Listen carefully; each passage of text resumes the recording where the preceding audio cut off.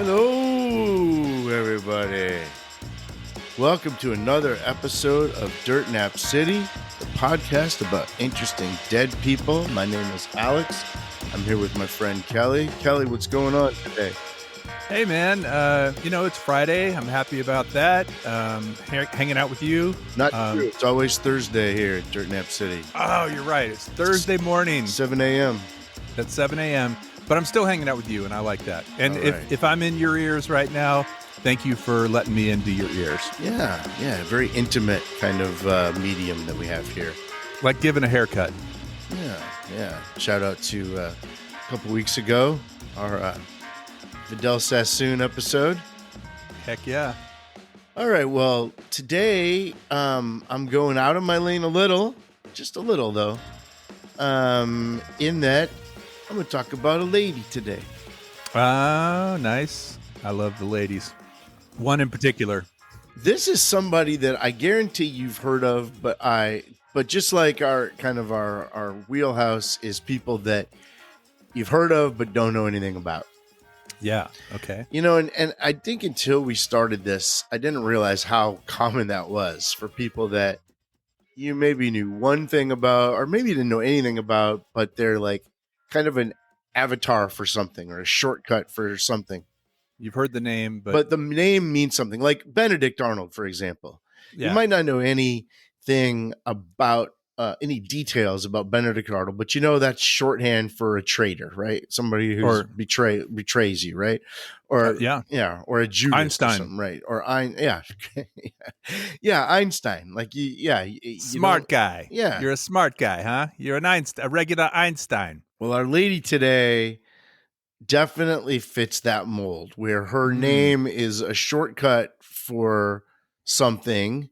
So a kind of person, but you might not know anything about this person or even what year or what nationality or anything about her. All right, I'm going to say, can I take a guess? Sure. Because the way this works, folks, is I don't know yet. Even though you know, I don't know. So I'm going to say prima donna. Oh, that's a good one, but I think that's just a Latin word for first lady. Okay. I'll give you some more clues. This might not help, but... Way to preface that clue for me. This is completely useless, but I'm going to tell you. Yours are the ones. You're like, her middle name is... and she had 9 brothers and sisters. Why can't you guess? So she was born in the Netherlands in 1876. That right there shouldn't help you. Because, doesn't. Probably don't know her as a Dutch person. Okay. She died in France in 1917 at the young age of 41. Marie Antoinette. No, 1917. Oh, 1917. The next clue may help a little. Okay. She died by being executed by a firing squad. Okay. Next. Her name is synonymous with being a femme fatale. Oh, a femme fatale. So she was very attractive, and she was able to get her way through her looks, through her haircut, that bouffant she was rocking. French femme fatale, or a Dutch French femme fatale. My favorite femme fatale of all time is probably Catwoman. Okay. Like especially the 19 one from the TV show, Eartha Kitt Catwoman. That's great stuff there. Or the Julie Newmar Catwoman, even better. Was Barbara Eden a femme fatale as Jeannie? I don't think so. I thought so. She's my favorite. Yeah. You got me, man. I don't know. She died by firing squad. She was a femme fatale. The words mean femme fatale. She was shot for being accused of being a spy. We are talking today about Mata Hari. Mata Hari. Okay, I did not know that name. I've never heard that. You've never heard Mata Hari? I've heard the name, but I had no idea it was even a person. Like when Batman would say to Catwoman, "Get your hands off of me, you Mata Hari." Nope. Nope. Really? That used to fascinate me on when I used to watch that show, Lancelot Link, about the secret agent chimps. There was a character Yeah. in there called Mata Hari, and it was a Uh, female chimp that would uh, seduce all the boys. a fimp. A fimp So fatale. the name Mata Hari is barely recognizable to you. Correct.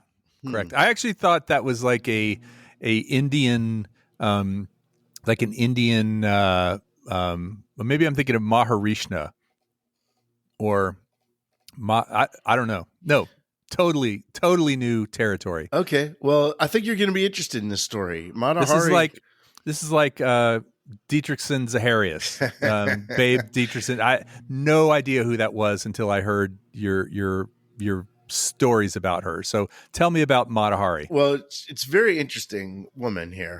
Her full name was Margaretha Zelle. Margaretha Zelle. Her family called her Magritte. So we'll call her Magritte. Margritte until she becomes Mata Hari.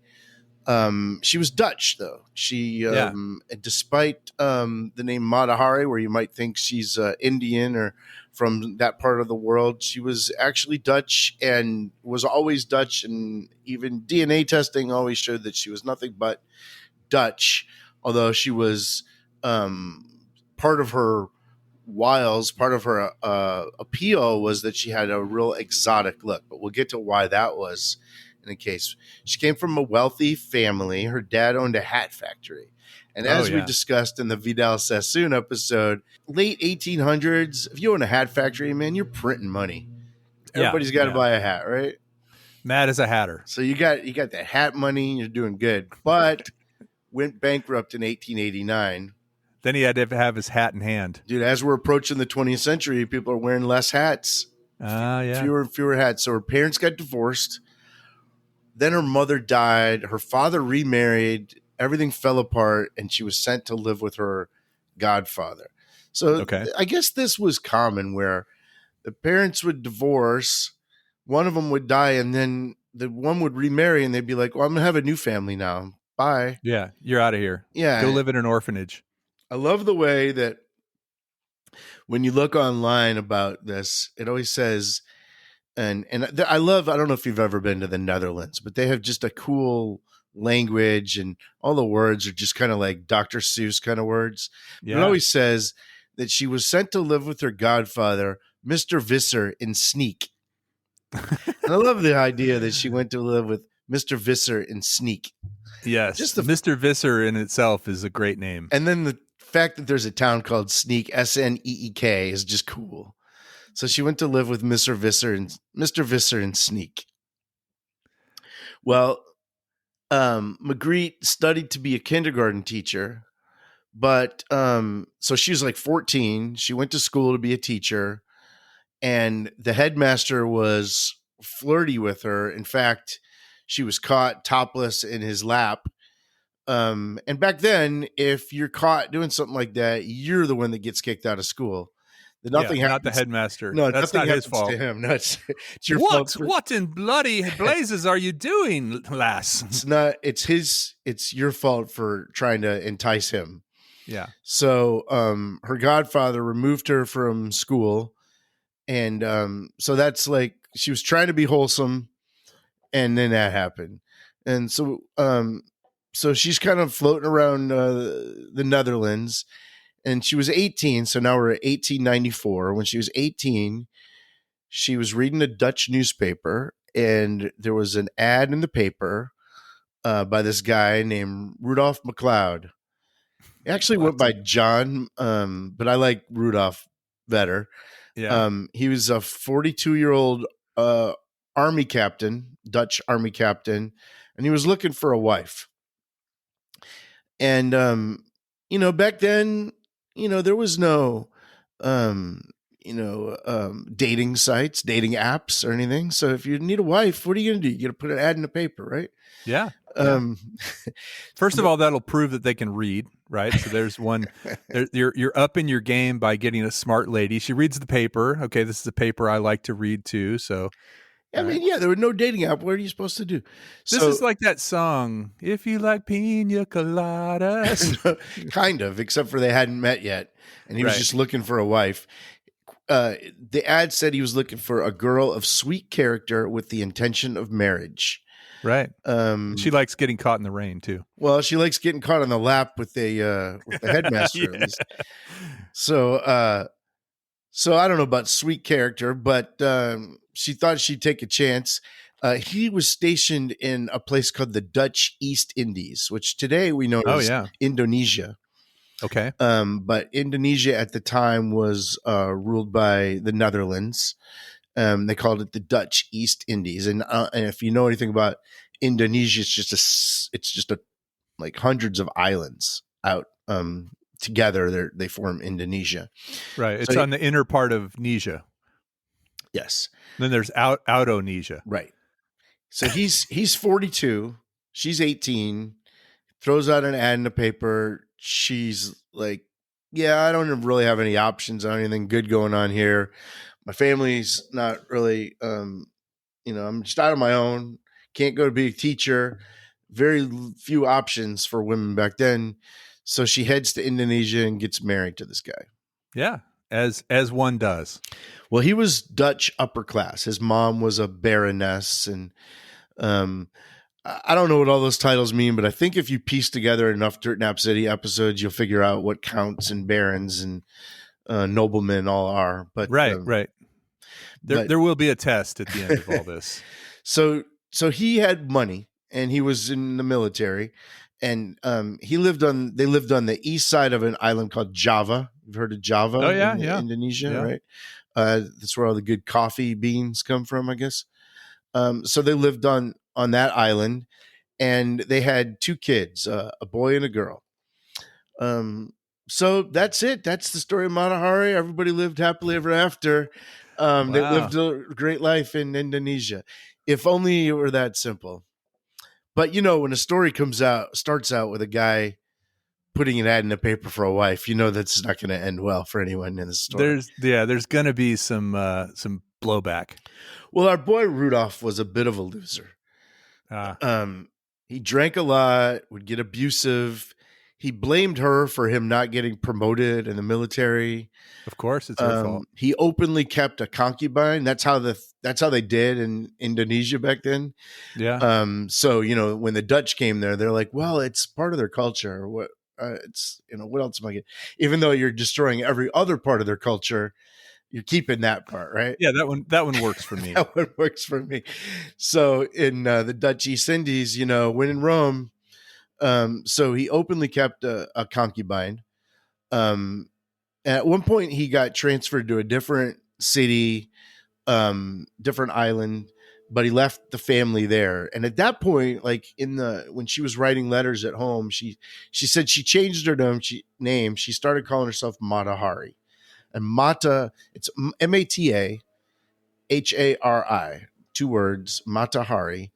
And that's a Malaysian word for eye of the day, or which is what they call the sun, right? So we're roughly it's translated to the sun, or maybe a more poetic way to talk about the sun. So she started calling herself that. So she was, like I said, when she was writing to friends and family, she was kind of going in that direction. Like, hey, don't call me Magritte anymore. My name's Matahari. She finally joined him on that other island. But then in 1899, our kids got sick. Now,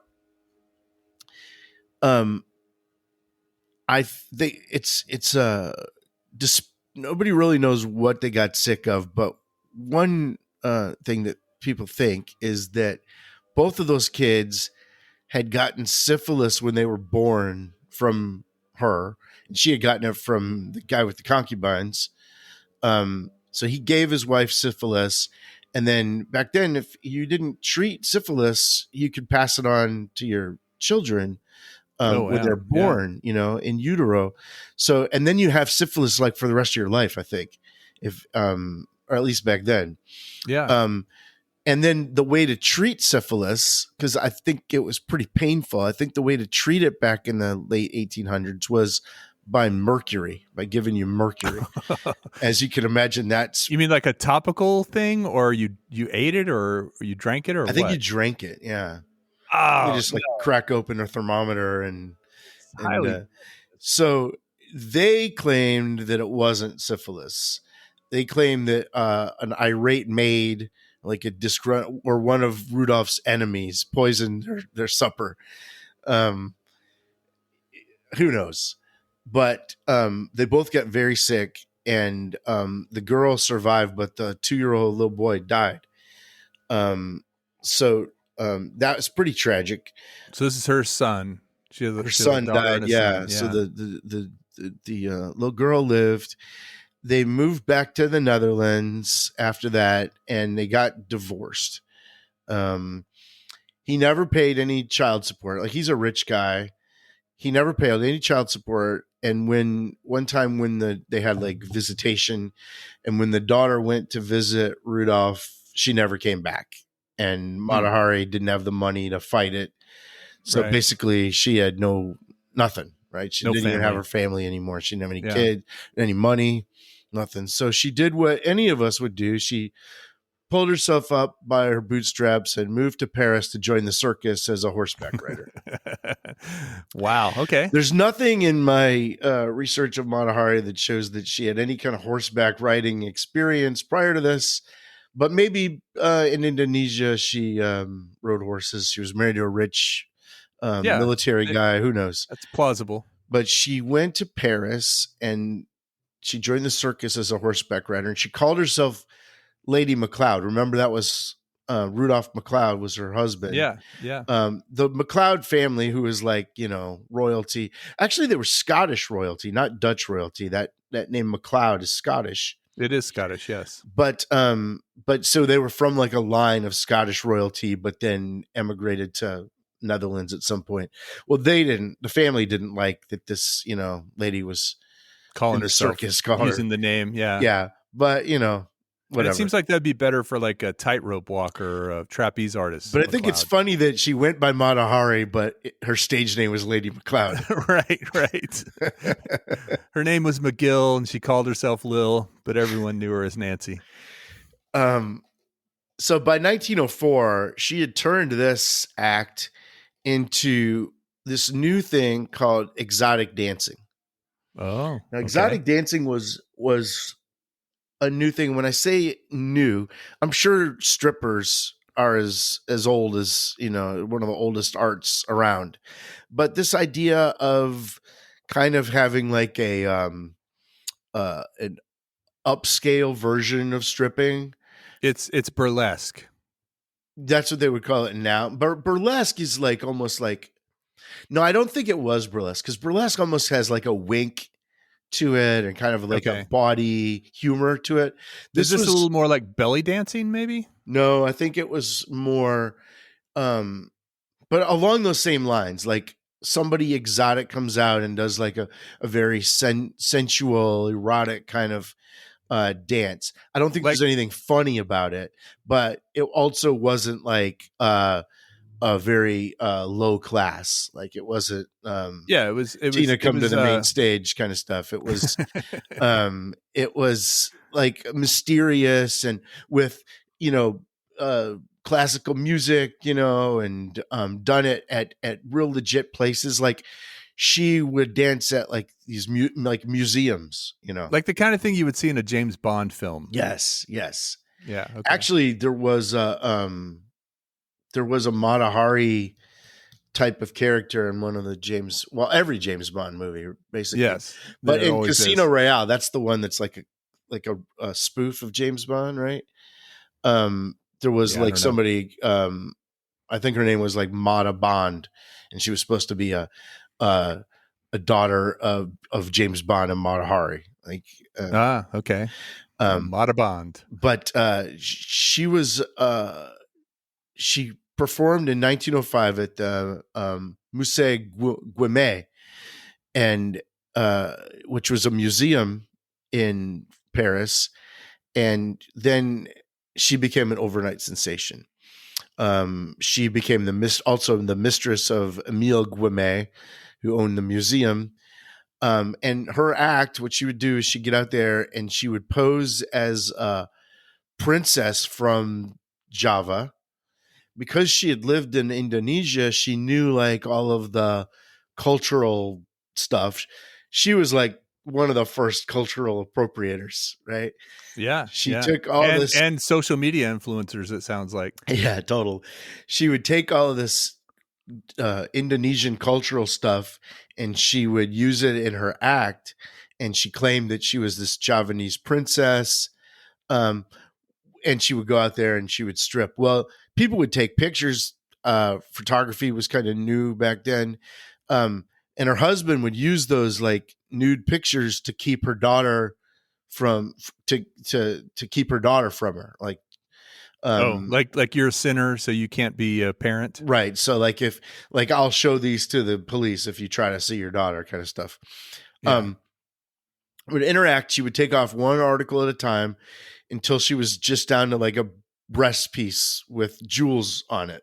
In fact, museums now they have like Matahari exhibits where they'll show like all the stuff that she used to wear, very ornate things. She was actually self-conscious about her small breasts, so she didn't take that off a lot. Although one time her act, she came out naked on a white horse, kind of combining the two. Yeah, the horseback riding Yeah. and Yeah. okay. But everything else except the breastplate was usually come off. But it was like, you know, quote unquote respectable exotic dancing for rich people. The clientele were always rich people. Right. The you know, the politicians and the military people of the day. It was considered art. I think they would tell you that. Yeah, I think that the rich people would tell you that. Yeah. And she really sold the East Indies thing. She really leaned hard into the exotic stuff. So there's photos of her? I mean, oh she yeah, looks like? there's lots of pictures. If you Google her picture, you will see somebody that isn't conventionally attractive, I think is the best way to put it. Like me. She kind of has a severe look to her. But you could see how people like me would not know that she's Dutch. She had very dark features. I don't know. If you want to Google her picture just now to kind of see what she looked like. In some pictures, she looks like the comedian John Lovitz. Not conventionally attractive, but you could see how if she was good at dancing, that she could be a somebody's cup of tea for sure. Yeah, yeah. I mean, she does not look Dutch. That's for sure. Right. There's a lot of pictures of her. Yeah, yeah. Oh yeah. Huh. I mean, she was very famous. She got to be very famous and a millionaire. And the funny part is these newspapers would like give reviews of her performance. So it's not like going down to the local strip club.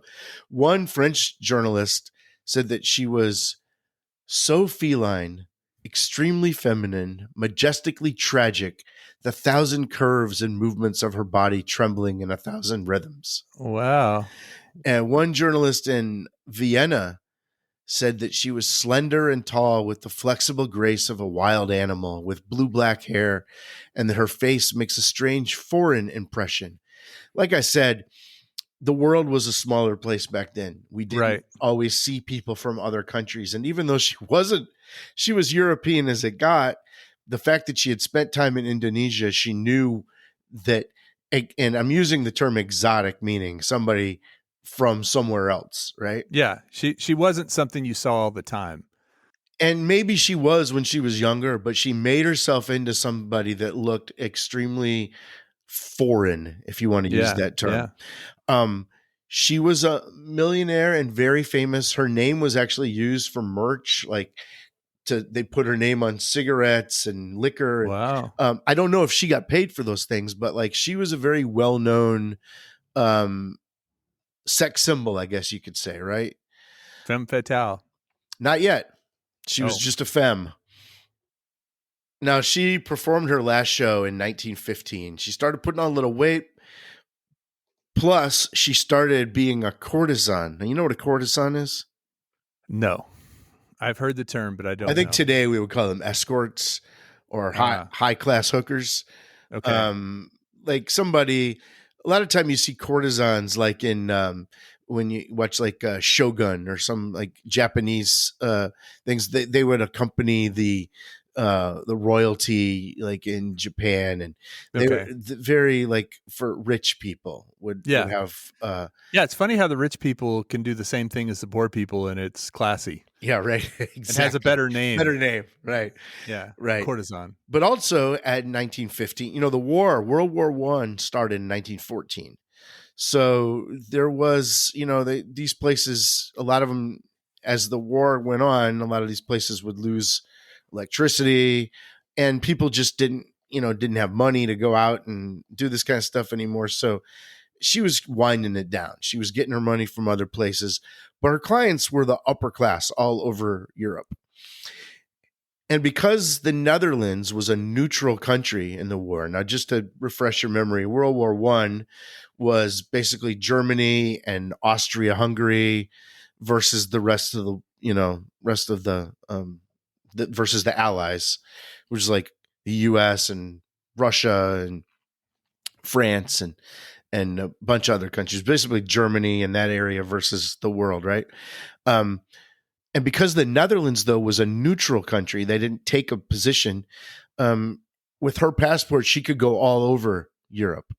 Oh, so she could go to Ally or German. Right. Now, there was fighting, so you wouldn't want to go directly. You wouldn't want to go like through. So when she would go like from France to the Netherlands, she would like go through Spain to get there, Yeah. Yeah. Um, Safety first. But when the war broke out, she was actually in Berlin at doing a show, which is on the wrong side. Well, for us, not for the Netherlands, but I guess that's, on the other side.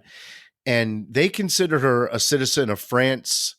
So the bank, the German bank that she had her money in at the time, they froze her assets and they stole all of her fur coats. And she had a ton of fur coats. Wow.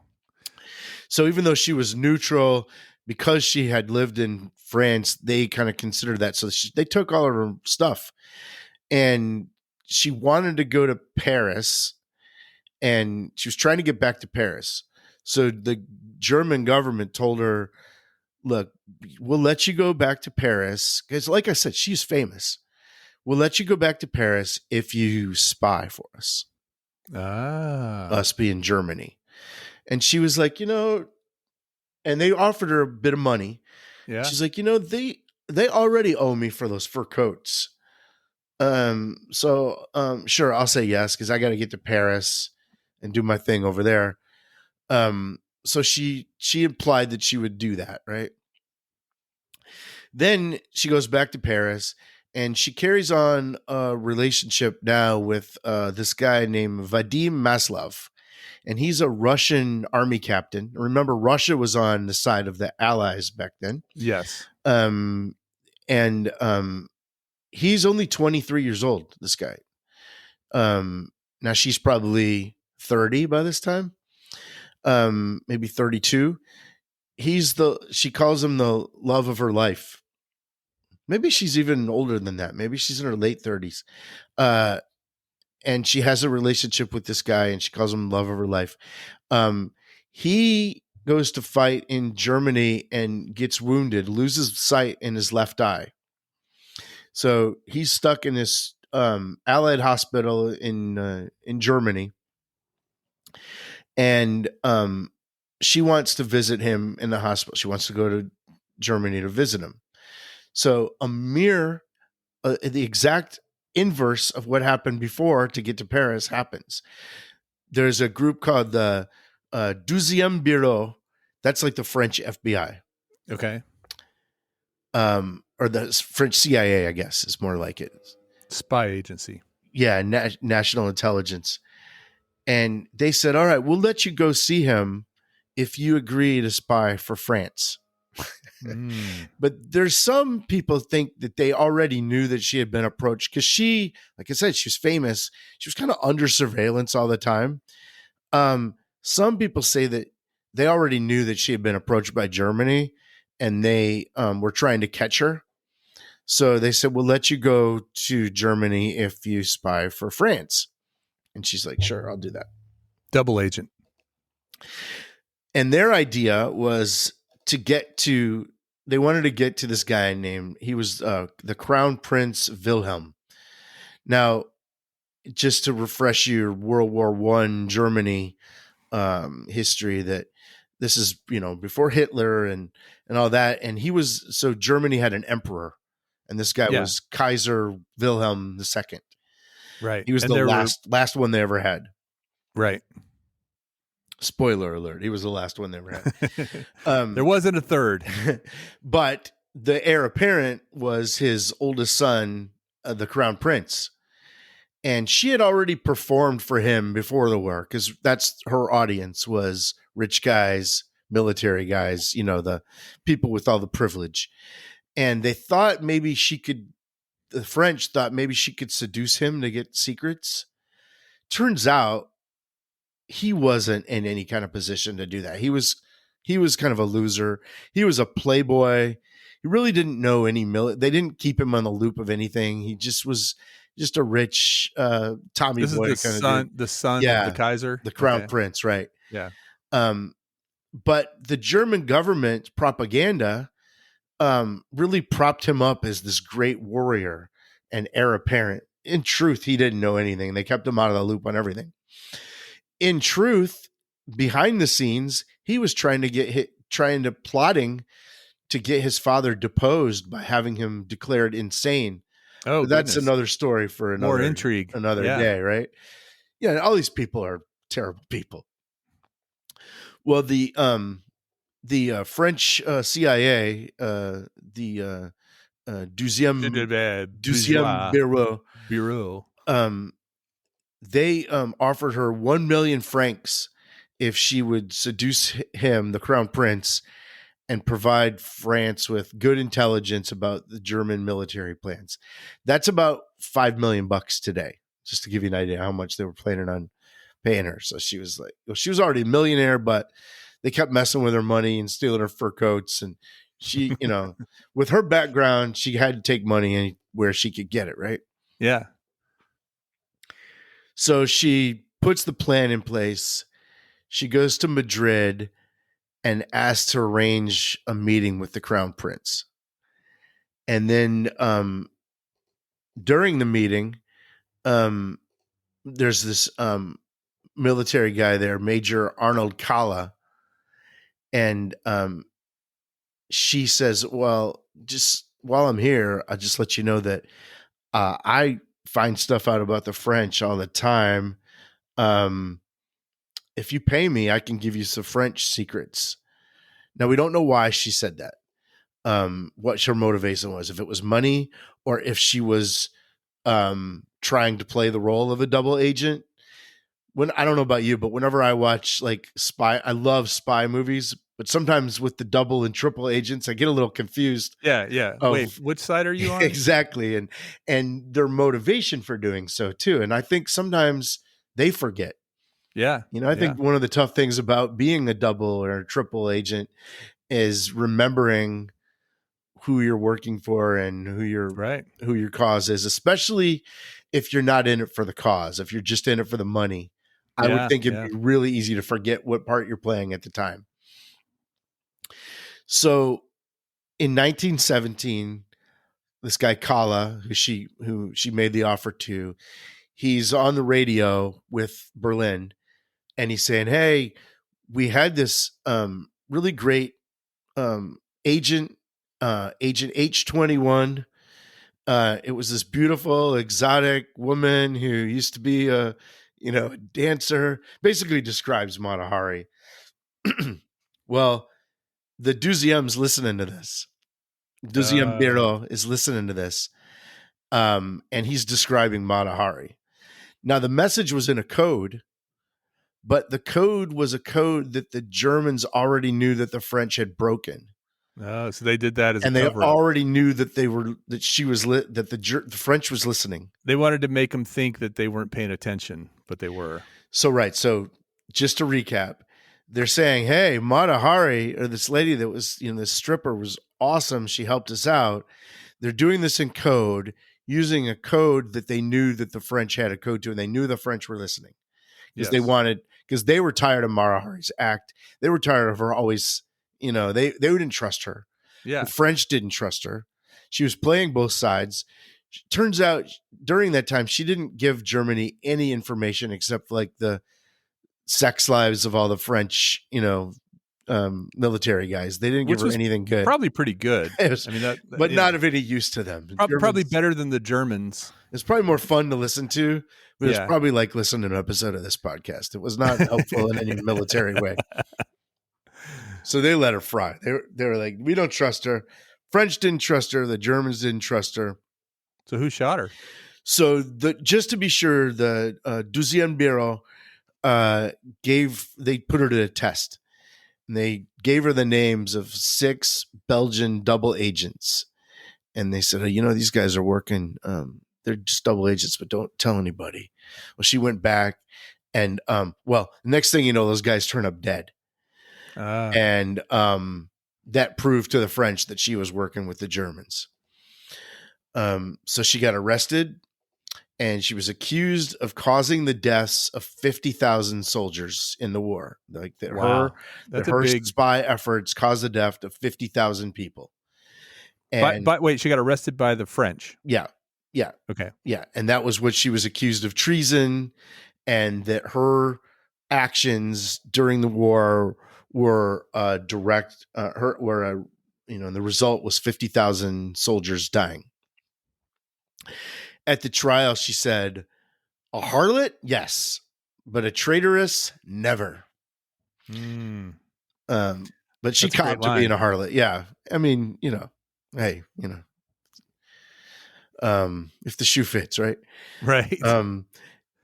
At the trial, they were like, she's not even Indonesian, and they went through this whole line of like, her whole life is a lie. She invented this whole Mata Hari character to be a spy. And, that really wasn't true. In fact, it turns out most of this stuff wasn't true, probably, that I've just told you.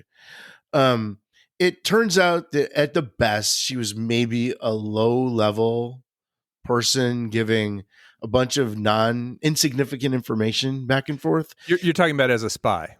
Like all the stuff about her being a performer and a millionaire was true. Correct. Okay. She did not cause the deaths of 50,000 soldiers. It turns out she was being used as a scapegoat. At that time, French was really struggling. They were losing the war. They were exhausted. They were getting hammered by the Germans. And the people were getting really worried. The French people, they were being unsupportive of the war. And they needed a reason that they were losing other than the fact that they weren't winning, that they were incompetent. Absolutely. And it might have also had to do with the Zeppelins dropping bombs all over Paris. Exactly. So it's unlikely that one spy could have put France in the position that they were in because they were really struggling. But they needed this. They needed a scapegoat. So they went all out and destroyed her.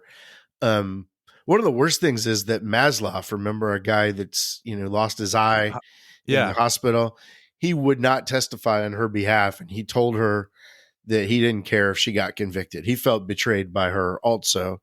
Wow. I think looking at this with 21st century eyes, I think the consensus with historians now is that she was naive, easily duped, and she was more of a victim than a victimizer. That men took advantage of her rather than her taking advantage of men. And she was used as a scapegoat for why France was doing so poorly in the war. She never once admitted to being a German spy, even though in the newspapers they said she admitted it. That was a lie. She never said that. In 2001, the MI5, the German agency, they released documents that showed that she was pretty much a low-level spy, and she didn't really give any good information to either side. She probably was playing both sides, but she was not very well. Not very well. Well, she was executed by firing squad in October of 1917. She was 12 12 French soldiers shot her in a courtyard. She refused a blindfold. She wasn't bound. They put her in handcuffs or anything. She refused a blindfold, and she blew a kiss to the firing squad right before they shot her. Wow. She went out like a boss. She went out like a harlot for sure. Yeah. Her body was used for medical study, and then they embalmed her head and kept her body in a museum in Paris. Or they kept her head in a museum in Paris. And in 2000, they went to go look for it, and they discovered her head was missing. Uh-oh. And it probably could have been missing as early as 1954 when they moved the museum. They hadn't noticed, but to this day, nobody knows where her head was embalmed. So somebody somewhere is walking around with the head of Mata Hari. And Geronimo. It always interests me, like art heist or when people steal like things like this that. This is a little different than an art heist, though. But I mean, you can't really be too public about that you have it because it's known to be missing, right? Right. That's what I mean. Like if you steal a valuable piece of art, how do you sell it without getting caught? Right. And I know there's a whole black market, or maybe you just want to keep it. I mean, maybe it's sitting on some dude's shelf. I mean, there's Longhorns up on your wall. So who do you think of the richest people? What kind of people do you think would be likely? Now, we're not trying to slander anybody here. Oh, I'm sure. Who out there do you think would be likely, if you had to guess, who might have Mata Hari's head? Elon Musk. Okay. Michael Jackson could have had it. Yeah. I could see him bidding for that. Yeah, that would be kind of an exotic thing. Are there any like Elizabeth Holmes? Would she have been rich enough to buy the head of Mata Hari? Yeah, for more of a scientific bent. I mean, or just the fact that she was a millionaire woman. Ultimately, it seems like the kind of thing that an evil villain would have.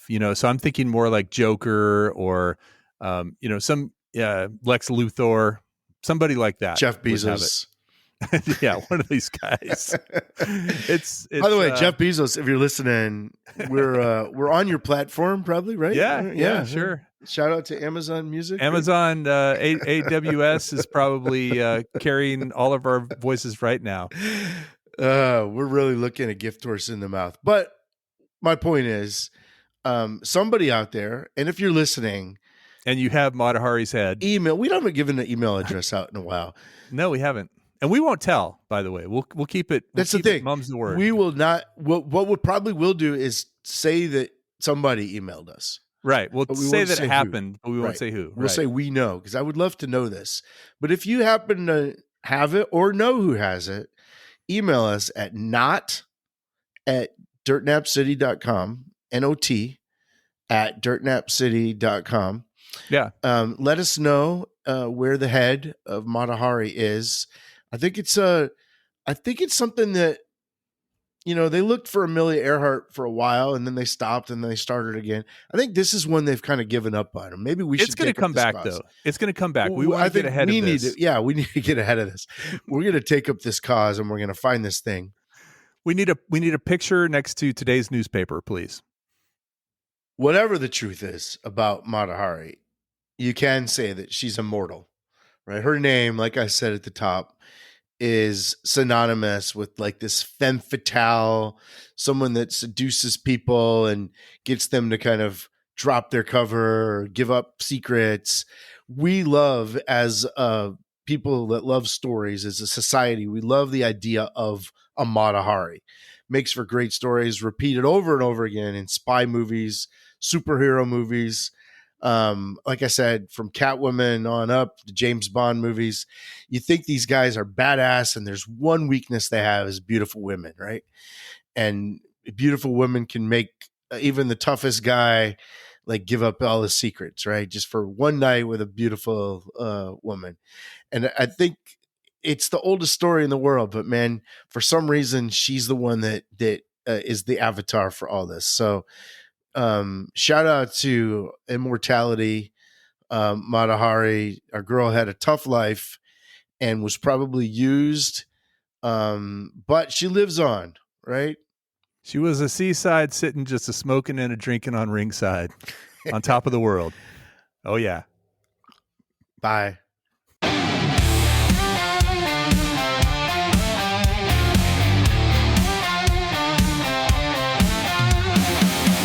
Found a relic in the dark alley, mystery wrapped in brown paper, shape shivered in the cold night, captured the head and felt free.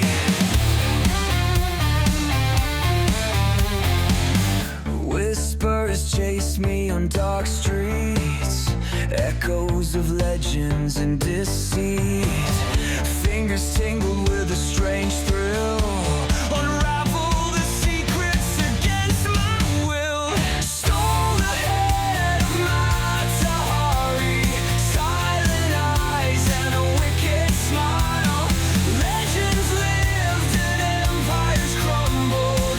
In my hands the stories compile.